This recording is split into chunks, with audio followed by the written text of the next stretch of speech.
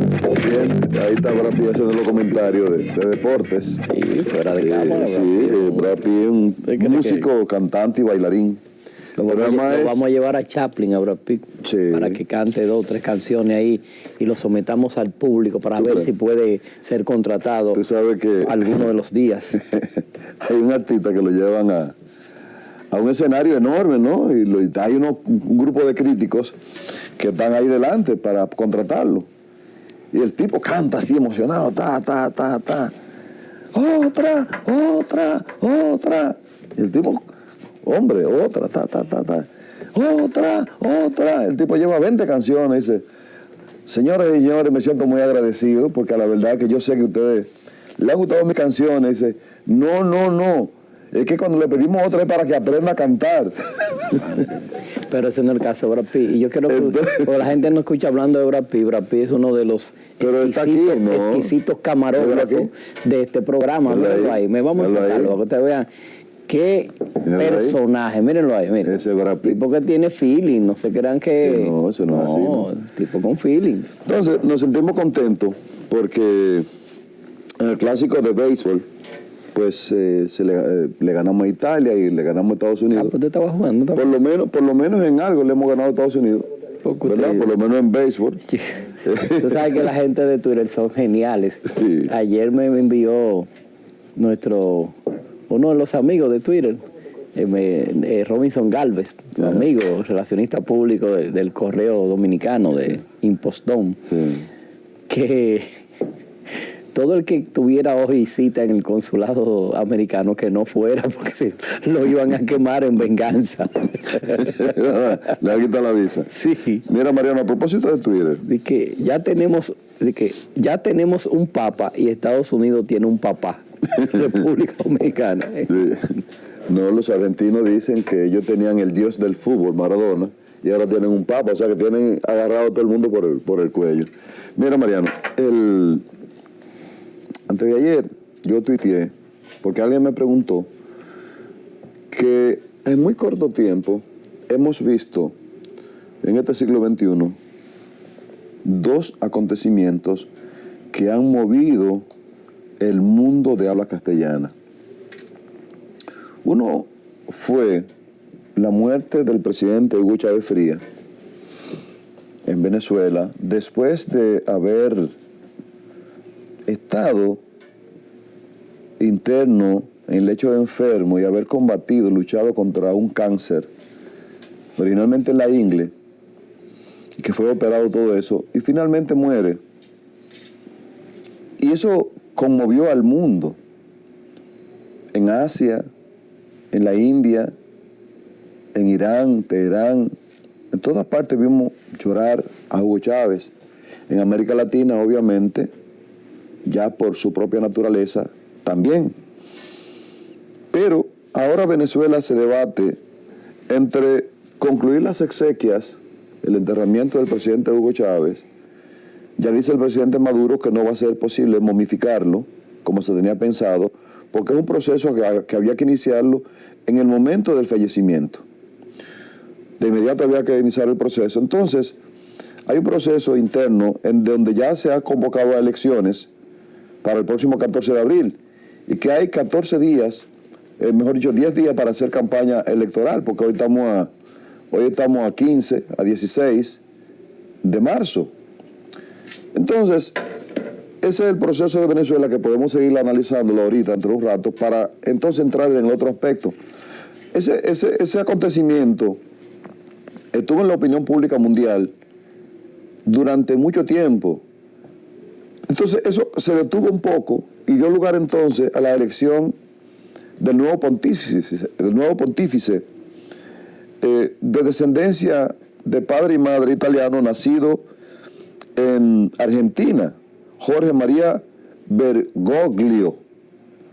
Él adoptó el nombre de Francisco. Originalmente se publicó Francisco I porque él emula, eso fue lo que se dijo, sigue la filosofía de San Francisco de Asís, porque es una persona muy humilde, pero no solamente que es muy humilde, sino que no es que lo dice, sino que lo practica como tal. Él vivía en un apartamento en Buenos Aires, pequeño, iba a pie a hacer sus obligaciones, pero en su defecto iba en vehículo público, a tal punto, Mariano, que siendo papa, o mejor dicho, siendo cardenal allá en Roma, iba en vehículo público a la Capilla Sixtina y se movía también a pies. Después de ser electo papa, fue sencillamente a pagar sus obligaciones a pie. Eso, en vehículo público. Mira, Darío, eso a veces a mí me preocupa que la gente reconozca eso como parte de la humildad de un ser humano. Yo pienso, mi opinión muy personal, que eso atenta contra la seguridad de él como cardenal, de él en este caso como papa.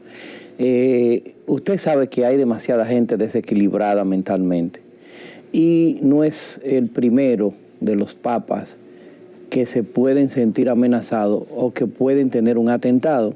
Entonces esos a veces demostraciones para parecer, aparentar, no estoy diciendo que él está queriendo aparentar, sino es probable que sea parte de su esencia, pero ya él se debe al mundo. La seguridad personal de un papa, señores, hay que tener mucho cuidado. Entonces todas esas cosas que él a lo mejor antes hacía, ya no lo puede seguir haciendo, porque la seguridad de él es algo que si en este momento, donde mira todo lo que ha ocurrido con la Iglesia Católica, le sucede algo, el mundo convulsiona. Entonces esos a veces aspectos donde nos desprotegemos para de alguna manera enviar una señal de humildad, yo no pienso que es correcto, desde la posición que él ahora mismo ha asumido. Mira, Mariano, se ha hablado. Uno de los compañeros de trabajo en el canal me preguntó qué yo creía de él. Digo, es sencillo. Búscate la foto del periódico. Y busco la foto del periódico. Digo, mira, vamos a analizar la fotografía. Mira la sonrisa, mira la mirada, mira su expresión facial.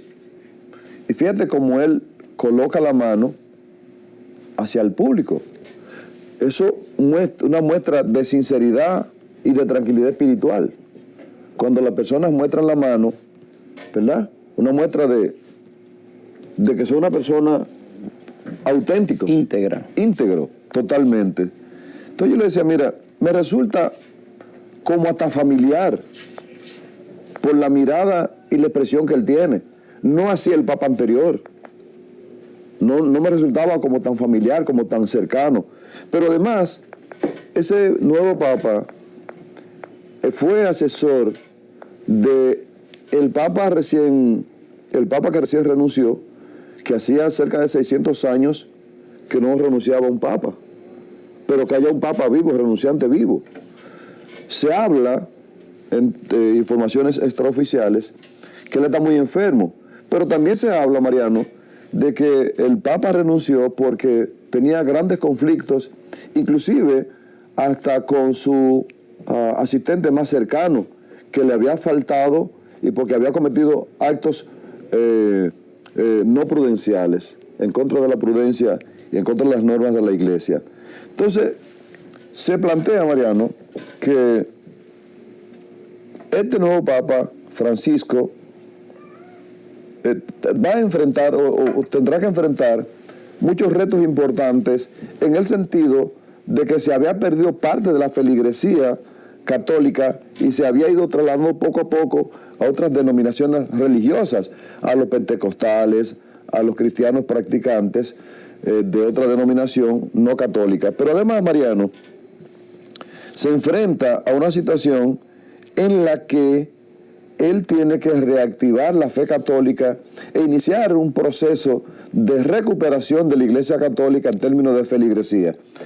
Nosotros que estamos en este lado del mundo, en el caso nuestro, que soy católico, apostólico y romano, así nos enseñaron en nuestra madre Iglesia Católica, bautizado y confirmado en la Iglesia Católica con mi padrino y todos aquellos lazos de vinculación que se hacen en la familia, que enseñan a uno. Uno tiene la idea, Mariano, de que el mundo católico es único. Entonces resulta que la Iglesia Católica apenas tiene 2000 años. Si usted toma, por ejemplo, el caso de China, que son 1.200 millones, 1.300 millones de habitantes. En el caso de la India, que anda más o menos por esa misma cantidad de habitantes, no son católicos. Pero además de eso, esa gente tiene cerca de 5 o 6 mil años cultivando la fe budista y otras deidades que son en las que creen. Entonces uno dice, bueno, allá no se conoce la palabra Cristo, no se conoce la palabra Dios, nada de eso por el estilo. Entonces, ¿por qué traemos el tema? ¿Y por qué lo analizamos este punto de esta manera? Porque hoy día, no hacernos eco de esas realidades nos colocaría en un lugar de desconocimiento de las realidades que se mueven en el mundo. Y nosotros tenemos la obligación de poner las dos caras. Tú no eres católico practicante, sin embargo tú vas a la iglesia. Pero ¿qué resulta? La nueva forma de tener una vinculación con Cristo es distinta hoy día. Los evangélicos, como le llaman algunos, tienen una nueva forma de hacer culto, con alegría, con cánticos, con celebraciones, con música. La Iglesia Católica se ha ido adecuando poco a poco, porque fíjate tú que antes la misa se daba de espaldas y se hacía en latín. Ya hoy día se da de frente y se hace en el idioma del país donde se está dando la misa. Pero las mismas situaciones que se generan en la Iglesia Católica, que se han generado, que se han dado a conocer, que se han revelado públicamente, han provocado que determinados sectores hayan iniciado críticas. Se habla de pedofilia, se habla de muchas cosas que violan, que laceran al ser humano. Pero bueno, yo decía, pero no solamente en la Iglesia Católica. Lo que pasa es que se da a conocer esos aspectos en la Iglesia Católica, porque también en las otras iglesias se generan esas violaciones a las normas prudenciales, a la norma del comportamiento del ser humano. Donde quiera que hay vinculación con personas, que hay grupos de personas, se dan esas roturas de las normas prudenciales. ¿Qué significa eso? Que entonces habría que ver los que se ocupan de hacer ese tipo de investigación, que revelen ellos las violaciones de esas normas prudenciales, porque siempre se le carga el dado solo a la Iglesia Católica. Entonces, lo interesante de esto, Darío, es que evidentemente hemos acontecido a un evento donde la Iglesia Católica está inmersa en una revisión profunda. Fíjate el mensaje del nuevo Papa Francisco I, ¿no? Sí. Francisco I, donde envía la señal de que la Iglesia debe volver a enfocarse en la fe. Sí. Porque, y lo comentábamos aquí hace 2 semanas, pienso, que la Iglesia estaba teniendo una especie de deserción masiva, donde la gente católicos iban desde la Iglesia Católica hasta otras religiones, y la Iglesia Católica iba perdiendo ese componente de masa crítica que tenía en otros años, donde a pesar que todavía sigue siendo la iglesia más importante, pero ha ido decreciendo. Este Papa ha reconocido que hay que reafirmar la fe, que hay que reestructurar el pensamiento crítico de la iglesia, y que, por supuesto, los curas, en este caso los padres, como se le llaman a los sacerdotes, que estén más enfocados en ministrar más conocimiento de fe y estén más centrados a que esos feligreses de sus iglesias pues sientan que se les está transmitiendo desde el punto de vista espiritual fortalezas de fe.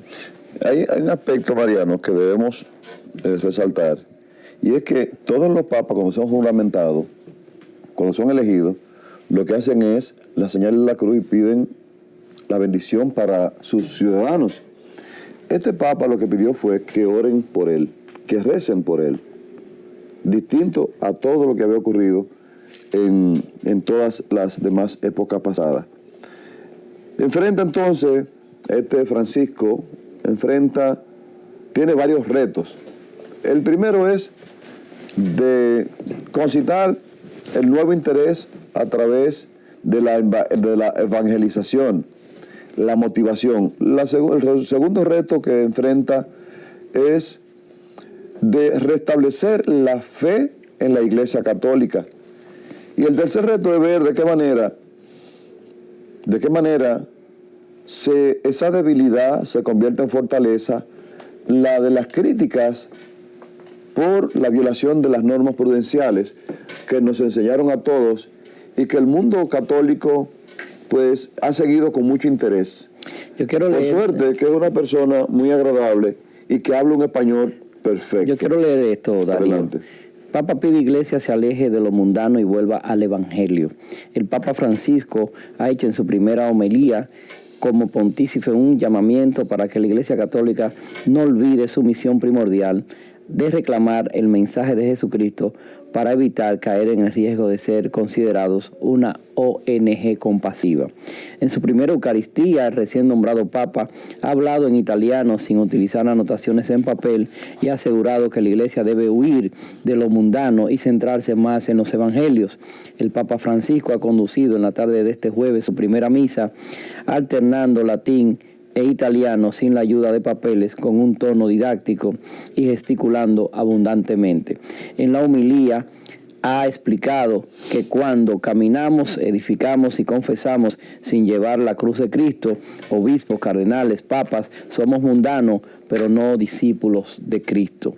Edificar la iglesia sobre la piedra angular de Cristo, hay que tener el coraje de caminar con la cruz del Señor y edificar la iglesia sobre la sangre de Cristo y de confesar la única gloria, Cristo crucificado. Ha sido el primer mensaje que ha transmitido el argentino a los cardenales en la corte Eucaristía que se ha llevado a cabo en la Capilla Sistina. Tal como señalamos, el Papa está llamando de nuevo a que vuelvan a centrarse en los evangelios y en que vuelvan a centrarse en la fortaleza cristiana, en la fortaleza de la fe. Con esto vamos a una pausa y tras la pausa entonces continuamos con nuestro espacio Lo que pasó en la semana. La barrigol parece ser un tema que va para mucho rato. Yo me voy a hacer eco de una publicación del Caribe del viernes 15 de marzo en la sección El País.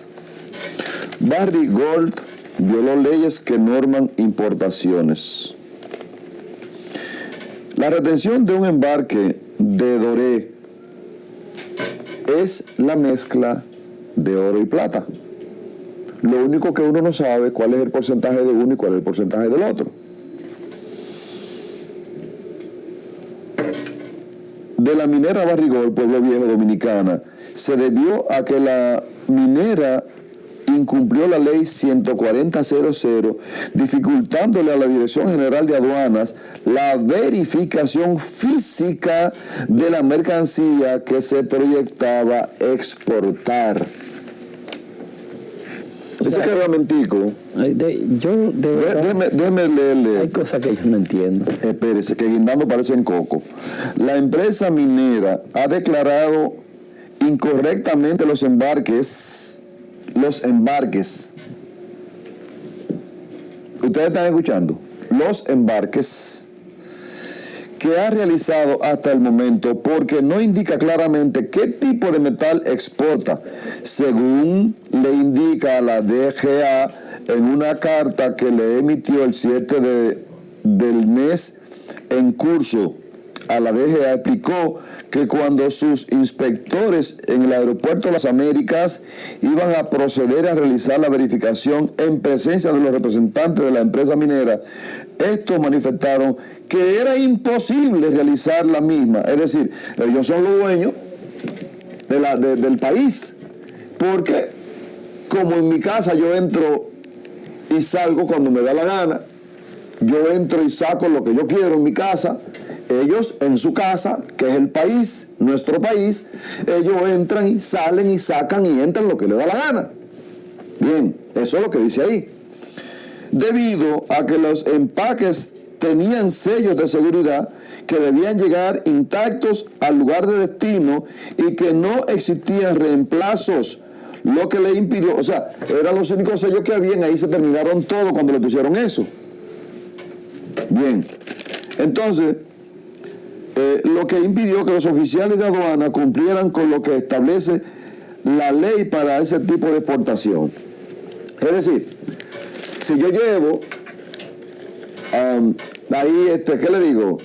5 o 6 quintales de cocaína y la llevo para el Canadá, como tiene esos sellos, no se puede verificar porque hay que destaparlo cuando lleguen al Canadá. Entonces resulta que esos 5 o 6 quintales de cocaína, ¿verdad? Cuando llega allá, ¿de dónde vinieron? Oh, de República Dominicana.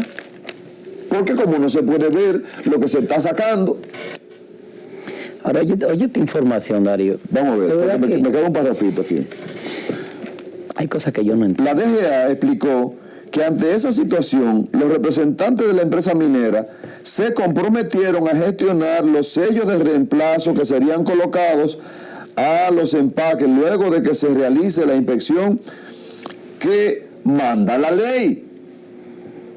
La revisión que manda la ley de exportación en las aduanas dominicanas.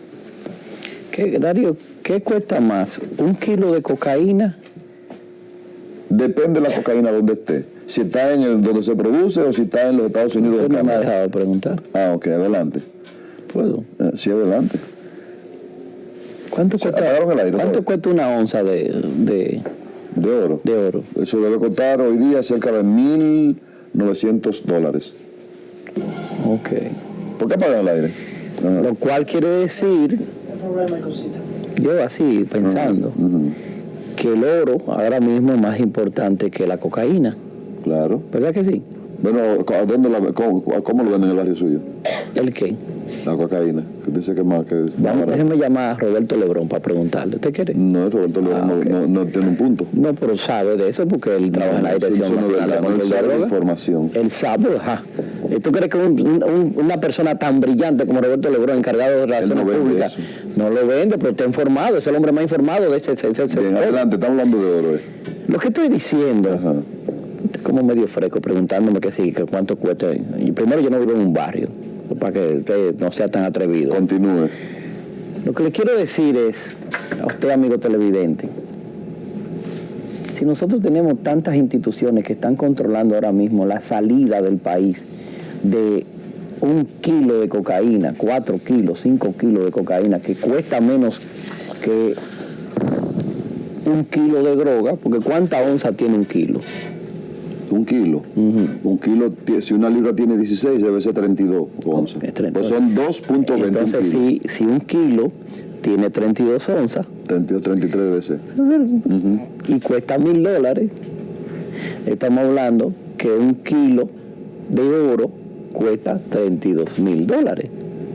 Si la matemática no me falla. Acuérdese que el oro no se vende por kilo, sino pero por... Está bien. Estamos hablando de peso. Bien, ok. Estamos hablando de peso. Bien. Lo que quiero decir que salir 1 kilo de droga es menos costoso, es menos caro que sacar 1 kilo de oro. Entonces, eso quiere decir que nosotros tenemos que establecer más controles para asegurar que ese kilo de oro no salga sin la supervisión necesaria. Y de lo que me sorprendo es que la Dirección de Aduana hace una retención de una importación que a grandes rasgos estaba obviando las normas prudenciales que la misma dirección establece.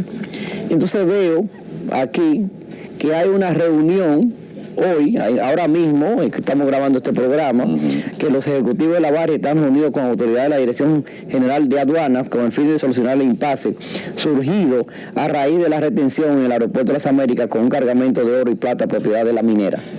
¿Usted sabe qué pasó? Oye, ¿qué dicen propiedad de la minera? Escúcheme. Eso es un abuso, propiedad de la minera. ¿Usted sabe qué pasó? Ajá. La reunión se lleva a cabo en las oficinas de la minera, ubicada en el 7º piso, en el 10º piso de la Plaza Nuevo Centro.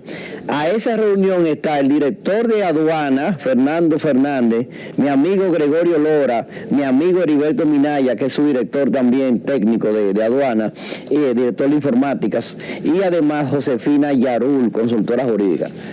O sea, los altos funcionarios de la Dirección General de Aduana tuvieron que ir a las oficinas de la Barri. Yo le pregunto a usted, quien les habla participó en la investigación de Anicia Ricis, en el caso involucrado hace unos años en la evasión fiscal que se declaró en aquellos tiempos. Y donde yo, hasta donde yo tenga conocimiento, al que usted le retiene una mercancía con evidencia de evasión, debe ir él a su oficina, no usted a la de él, porque se supone que las autoridades somos nosotros. Entonces, debieron ir la gente de la Barri a las oficinas de aduana en la Lincoln a hablar, para que expliquen por qué esto sucedió. No al revés. No al revés, queridos amigos, porque la señal que se envía, la señal que estamos enviando... Que le están llamando la atención a Fernando Fernández porque le detuvo el cargamento. Esa es la señal que se está mandando. Que el señor Rocha le está dando una pelita a Fernando Fernández. Y Fernando Fernández es la autoridad. Hay que tener cuidado con los mensajes que enviamos.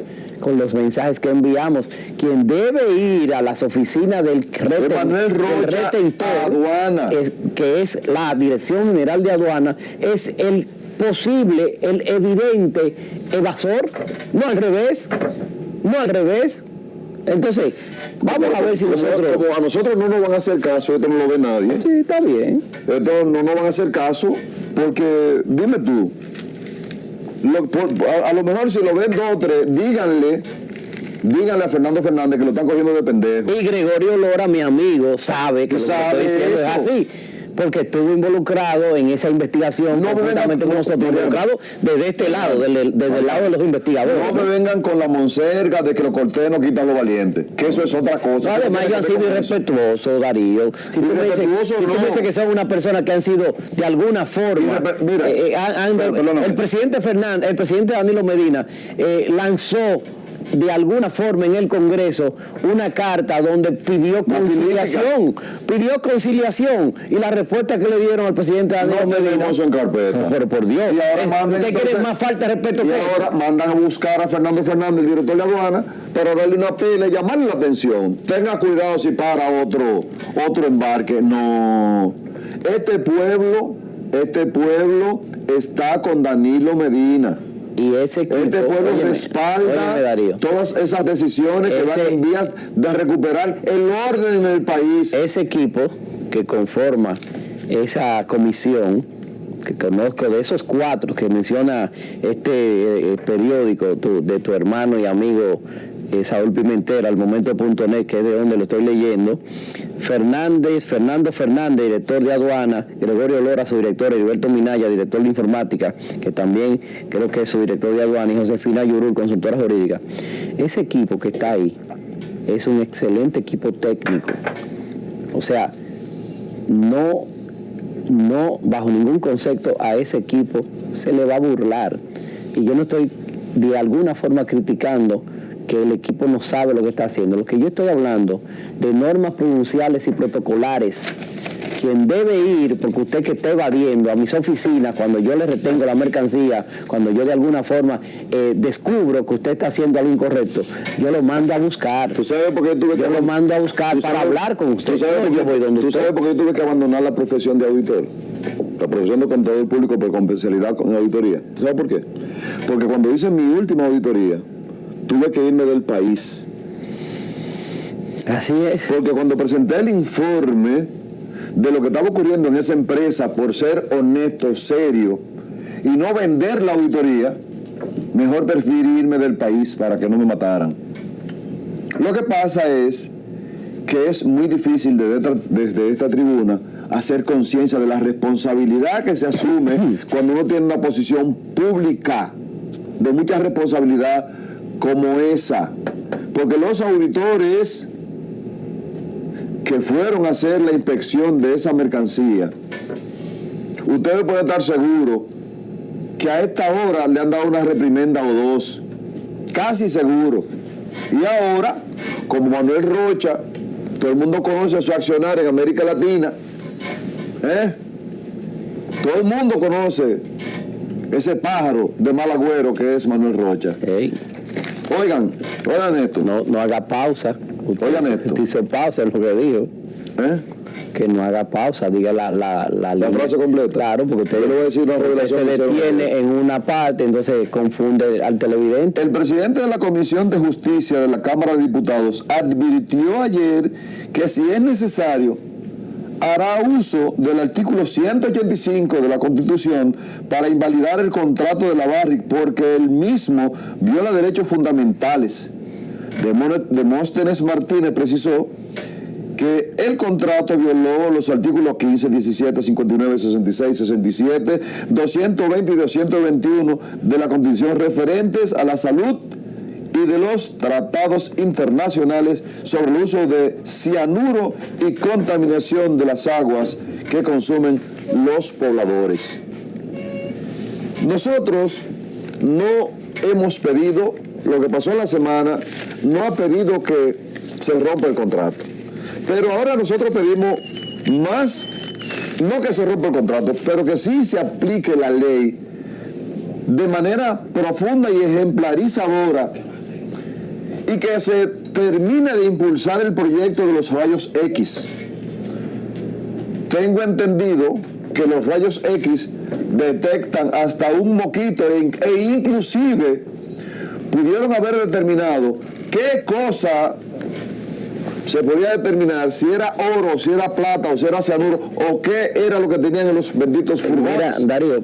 Entonces, Mariano, estoy indignado con eso porque no es justo que después que se comete, se viola la ley, después que se le da un tiempo prudente para ir a la negociación. Tú recuerdas que inclusive aquí en esta misma mesa nosotros discutimos que el presidente que fuera allá, que las autoridades fueran allá a hablar. Tú me dijiste, no, es que es la Barrick el que tiene que ir allá.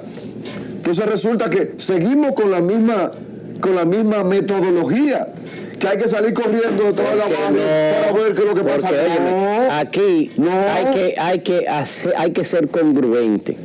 El presidente Danilo Medina ha evidenciado que es un hombre de pantalones puestos. Y los que lo siguen y los funcionarios que están con él, lo único que tienen que hacer es por lo menos seguir su ejemplo.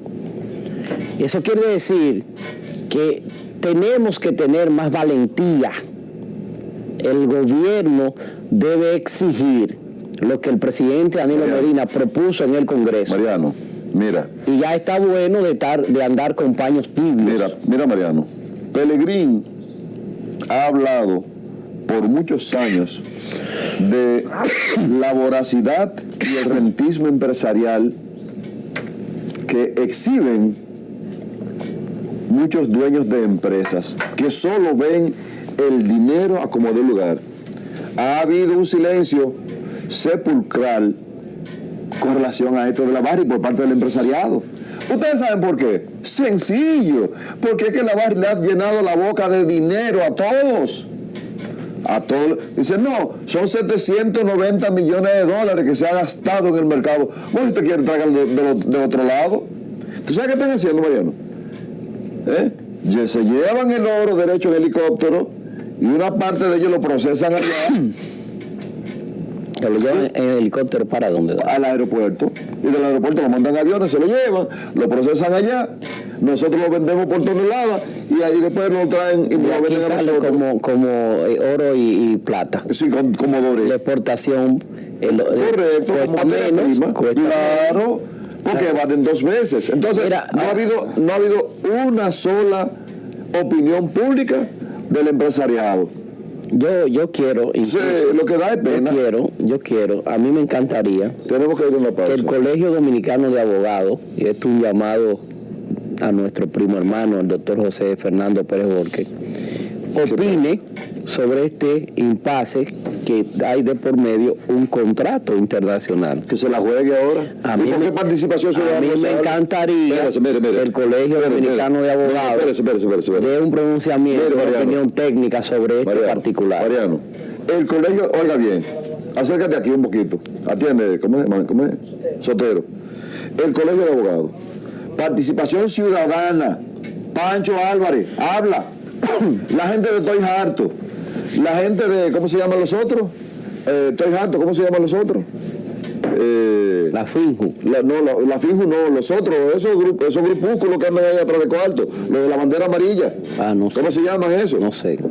Eso, la bandera amarilla, que hay grupos, los de la bandera negra, los de la bandera verde, los de los colores. No sea así, de que andan atrás de cuarto. Que salgan, ahora. No desvirtúe tu pregunta. Perdóneme, que salgan ahora. Si es que a este país le duele, que salgan ahora a defender el país, porque nos están robando todo. Dicen los embarques. Sabrá Dios cuánto han sacado de ahí y nos dicen a nosotros que no se estaba explotando nada y entonces dejándonos la loma vacía. Mira, Darío, vamos a un corte comercial porque yo veo que esto está cogiendo un corte medio tétrico. Vamos a un corte comercial y tan pronto regresemos les voy a dar mi opinión sobre lo que está sucediendo con el Ministerio de Educación y con precisamente la Asociación Dominicana de Profesores, que ha dado un impasse ahí por 500 pesos. 500 pesos. Por 500 pesos. Que lo vengan a buscar aquí. Que lo vengan a buscar. Volvemos en breve. ADP, tenemos educación y tenemos Angie Agramonte. Mariano, una cosa es que yo le diga, tenga la llave de mi vehículo y váyame a hacer una diligencia. Y otra cosa que tú me digas, préstame tu vehículo. Pero documentame, ¿cómo que se llama? Angie Agramonte. ¿Y dónde que ella trabajaba? En un canal de televisión. ¿En cuál? No sé. ¿En qué mismo. programa? Tampoco. ¿Cómo que usted no sabe? No, una presentadora muy bonita. Pero no, espérate, Darío. ¿Cómo que tú no sabes? No. ¿Y usted no vive igual que yo aquí en el país? Pero usted es un hombre de lo más informado de este país, ¿es usted? Pero usted también. No, pero dígame. Usted trabaja y ¿Usted tiene miedo hoy? No. No, yo no tengo miedo. Porque aquí la gente como que ¿Usted cree que un hombre de Cerrejón como yo puede tener miedo? Pero usted me sabe lo lejos que está Cerrejón. Usted me dijo ahorita de qué canal era y yo no me olvidó. Nada. No. Mire. Ay, mamacita. Mire, $300,000. Que tiene miedo que compre un perro prieto. No es paja de coco. $300,000. Fue lo que le agarraron. Según reveló. ¿Y qué usted va a calcular? Usted necesita una calculadora para calcular 300,000 por 40. 300,000. 3 por 4, 20, Darío. 40. No me haga eso. Son 12 millones de pesos nada más. En Cerrejón necesita una calculadora para calcular 3 por 4. En Cerrejón tenemos algo mejor que eso. Allá lo contamos con los dedos. Y, señores, una llamada hizo que sacaran a esa joven del... Pero juéguesela. A mí lo que me disgusta de usted es que usted tiene la información, viene al programa y entonces está paño con pasta. Juéguesela. No, yo le puse... ¿Dónde trabaja? No, yo le puse... ¿En qué canal? Espérese. ¿En qué programa? Espérese. ¿Con quién? Espérese. Yo le puse... ¿Quiénes están detrás de ella? Yo le puse... En materia empresarial, no en la otra materia, ¿no? Pero dígalo usted. No, pero dígamelo usted. Aprovecha ahora, el que tiene boca no manda a soplar. Pero dígamelo usted. En mi campo me dijeron, el que tiene boca no manda a soplar. O sea, sople usted. Bueno, usted tiene como miedo, miedo. En Cerrejón me dijeron, el que tiene boca no manda a soplar. Y el que tiene su pilón más y usted. La prensa lo debe recoger, yo porque no he encontrado la noticia. No, porque usted tiene una cosa de último. Pero ¿cómo se llama? Ya venga, que la voy a buscar. Angie Agramonte. Entonces, ¿qué pasa? Eso todo generó un revuelo y se vieron la obligación porque el Procurador General de la República dijo, en los próximos días, en las próximas horas vamos a decir exactamente quién es. Pero ya lo dijeron, ¿no lo dijeron? Entonces, Angie, ahora, en el día del viernes, reveló el periódico Acento que ha sido sometida a la justicia. Parece ser que ese padrino que ella tiene más poder que el mismo Procurador General de la República. Tanto poder que la mantuvo en el anonimato eso fue en diciembre, enero, febrero y marzo, 3 meses después. ¿Eso fue en diciembre? ¿Qué ocurrió? Y entonces se viene a revelar ahora. La dueña la otra persona que se supone que es la que que es la dueña de los cuartos, del dinero, está vinculada al narcotráfico. Una joven colombiana, ¿verdad? Que era su pana full. Entonces ella dice que ella no tiene nada que ver con eso. Pero alguien debe saber porque $300,000, señores. 300,000, no. Si no encuentran 400,000. Si no encuentran quien los reclame. 300,000. Si no encuentran quien los reclame, no lo pueden enviar a la Catedral de la Fe. Sí, si no encuentran quien los reclame. No, pero que no lo vamos a buscar. No, es suyo. No, pero usted lo está pidiendo. No, yo no lo estoy pidiendo. Yo estoy diciendo que si no encuentran quien lo reclame, ¿verdad? Sí. Nosotros le damos un buen uso. Me lo den a mí. ¿Verdad? Mira los muchachos aquí. Mire, Los muchachos no tienen casa. Mira, ninguno. no tienen casa. No, esos muchachos con ese dinero, ¿Y usted trabaja en el INAVI? pero con esos $300,000, algo le hacemos a los muchachos. Sí, le hacemos un brindis. Un brindis, ¿usted, ¿para usted qué hace con los otros? No, como lugar. Aunque sea un solo alcil. Mire, Pero venga acá. Oye, los que lo quieren matar con un brindis. Oye, ¿para qué hace con los otros? Mariano, del relajo. No, pero que tú serio. esta cosa tuya. Mire. Angie Agramonte. Sí. Dígalo. ¿Ya te la tiene ahí? Lo voy a leer ahora. Pues léalo, léese rápido, quedan 4 minutos. Pero en lo que aparece Angie Agramonte, déjeme decirle algo que me pareció contraproducente. En esta semana escuché a la ministra de Educación, en una pregunta que le hizo un periodista, decir que el aumento salarial para los maestros no incurría de alguna forma a que la productividad del maestro aumentara. Ajá. Entonces, esas declaraciones, cuando yo le escuché, solo me reí de la ignorancia de una persona que se supone no debe ser ignorante en materia de salario emocional. Ella sabe que las personas, y mucho más personas como los profesores, se motivan, por supuesto, una de esas motivaciones es poder tener más capacidad económica para cubrir sus gastos. ¿Qué es el salario emocional? Y que el salario emocional, ¿Qué es eso, María? voy a eso, usted no me acaba de preguntar, tiene que ver con el buen trato, con el buen manejo emocional, O con sea, el si yo- aporte, si el a mí me- apoyo a las si personas. a mí me pagaran en el canal 200,000 pesos, fuera mejor. No, porque eso es salario económico. Si en el canal le pagaran 200,000 pesos ¿Y qué más? y lo trataran bien y, ¿Cómo lo tratan bien? le traen agua como ahora, Mira, y además cuando usted tiene problemas personales también lo apoyan, pero además lo reconocen cuando usted hace cosas buenas. Esos no son mi papá. Bueno, pero tienen que reconocerlo, ese apoyo. El apoyo emocional es importante y eso se convierte como una parte de su salario O emocional. sea, perdóneme, que el patrono reconozca la validez de ese recurso, de ese talento humano. Por supuesto. A eso es que se Pero refiere. déjame decirte algo para concluir. Ya. Me parece contraproducente que ella haya dicho esa garrafada, ¿no? De decir que el salario no tiene que ver con el aumento de la productividad del profesor. Sí tiene que ver. Sí tiene que ver. Si el profesor se siente bien pagado, por supuesto que el profesor se motiva más. Si el profesor tiene más acceso a recursos, por supuesto que los problemas familiares, los problemas de gasto de manutención de sus hijos, de su casa, de su familia, pues le quitan una presión social importante. Y me parece contraproducente también que estemos detenidos en la negociación con la ADP por 500 pesos, señores. Por 500 pesos. Y mamoneando la Barri. Por 500 pesos tenemos detenido la negociación de la ADP con el gobierno. El ADP propone 1.700, bajando de 13.000 o 14.000, que creo que era que estaba antes. Y el Ministerio de Educación propone 1.200. Señores, por favor. O sea, no, hombre, vamos a ser más serios. Vamos a ser más serios. Con todos esos millones que le están dando al sector de educación, inviertan algo en los profesores, que es la materia prima de la educación. Inviertan algo. Señores, muchas gracias. Lo que pasa es que Mariano está respirando por la herida, como él es maestro, y le pagan No, usted tampoco. sabe, yo no recibo ningún salario de ningún tipo de muchas gracias, gobierno. muchas gracias.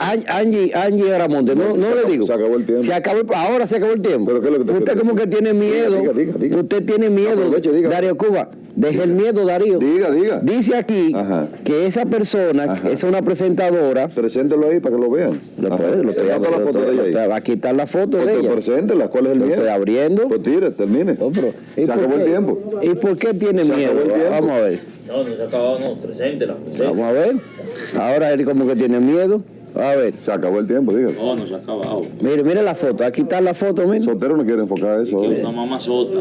Buenísima. Mírala aquí, mire. Qué barbaridad. Mire, pero usted lo va a enfocar o no la va a enfocar. Venga, enfóquela, venga.